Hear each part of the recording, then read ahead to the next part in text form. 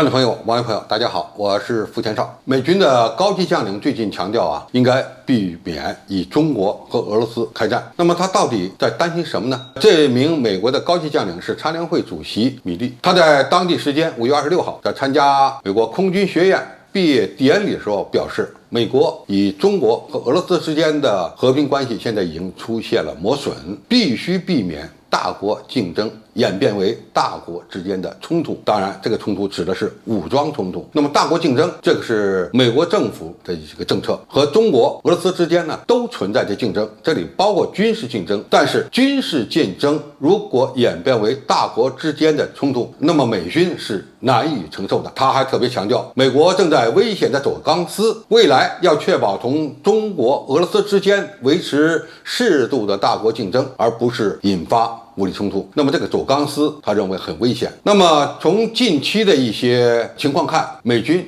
确实是在危险地走钢丝。无论是在西太平洋地区，特别是在第一、第二岛链之内，美军的军舰、飞机、潜艇经常会跑到这个区域来做一些挑衅性的行动，比如说派军舰在南海搞所谓自由航行，甚至呢穿越台湾海峡，派侦察机贴着中国的领空肆无忌惮的进行相应的侦察活动。那么在俄罗斯周边，他也会经常的派出军舰、飞机实施挑衅性行动，甚至这些挑衅性的飞机包括 B-52战略轰炸机。我们知道，这样的大型战略轰炸机是可以携带远程巡航导弹的。那么一旦发生武装冲突，它的巡航导弹可以迅速的对俄罗斯境内的目标发动攻击。当然，他派出的大量的军舰、飞机在黑海、波罗的海甚至太平洋地区呢进行活动，目的呢实际上也仅仅是一个威慑性的行动。那么一旦双方擦枪走火，无论是跟中国擦枪走火，还是跟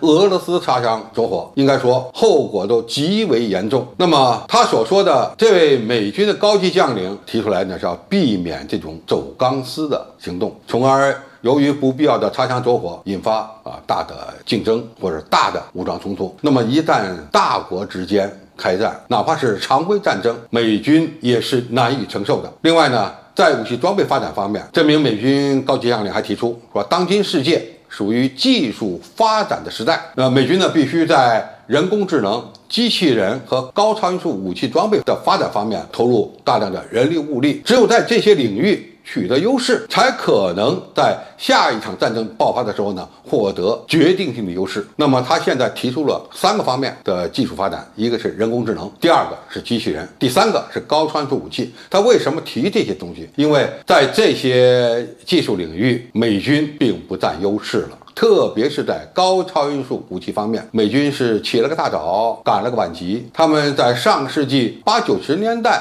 就开展相应的活动，但是呢，最终由于技术难点太多，下马或者是终止研制了。而中国和俄罗斯在这个领域已经开发出了很多的高超音速武器系统，甚至呢有一些武器系统已经列装了。美国现在还仅仅停留在试验阶段。那么在人工智能和机器人这个领域呢，美国人确实是有一定的优势，但是这个优势不明显。特别是对中国而言，无论是人工智能还是具有相当高水平的机器人这个领域呢，美国的优势和中国相比并不那么显著，可能比俄罗斯稍强一点。但是俄罗斯最近也搞出了不少比较先进的战场机器人。可以这么讲，米利的观点代表了美军高层的一个意见，因为在这3个领域呢，美国对中国和俄罗斯都已经不占有绝对优势了。你不像过去在引出技术方面，中俄没有，这20多年时间里，美国不大。现在很多领域已经被中俄突破了。隐身战机，中国和俄罗斯都搞成了；隐身的军舰，中国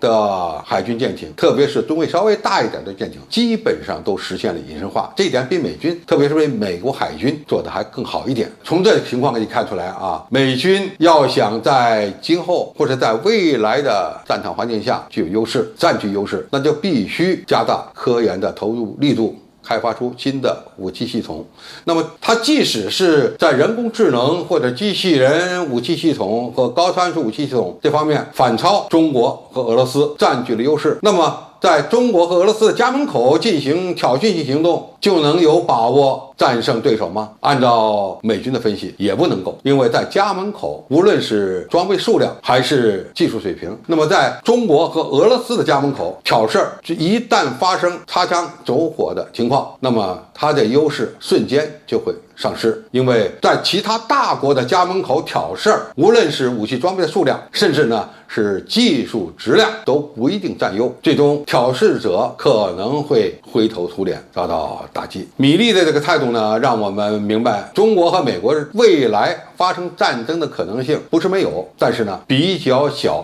因为美军在中国的家门口，它的军事力量并不占优势，反倒是拥有高精度的远射程的武器系统的中国，有可能在第一岛链、第二岛链之内对来犯的敌军构成相应的威胁。当然，我们也要注意避免发生误判，加强相应的沟通。那么最终要解决中美之间的武力冲突的问题呢，最好的办法是美军要减少在中国家门口的武力挑衅。那么一旦这些武力挑衅变成擦枪走火的武装冲突，那么美军的所谓短时间内的军事优势就会化为乌有。那么未来战争，特别是常规战争，那么可以说就是这个军事科技的竞争。我们中国在最近这些年呢，军事科技应该说取得了突飞猛进的发展，很多方面我们已经缩短了和世界先进水平的差距。只要我们继续努力，在武器装备和相应的训练方面加强准备，那么中国人民解放军在我们家门口保家卫国的能力会越来越强，而拥有世界最强军力的美国恐怕也要忌惮3分。因此美国高层的这个言论其实呢已经透露这么信息，要和中国开战，最终取胜的把握很小很小，甚至微乎其微。那么这么一个结论实际上也给台湾岛内的一些井底之蛙们一个提醒，你们要明白，出路只有一条，命运早已注定，搞台独是没有出路的。好，今天介绍就到这里，谢谢大家收看，感兴趣的朋友我们可以在下面的留言区留言交流讨论，我们下期再见。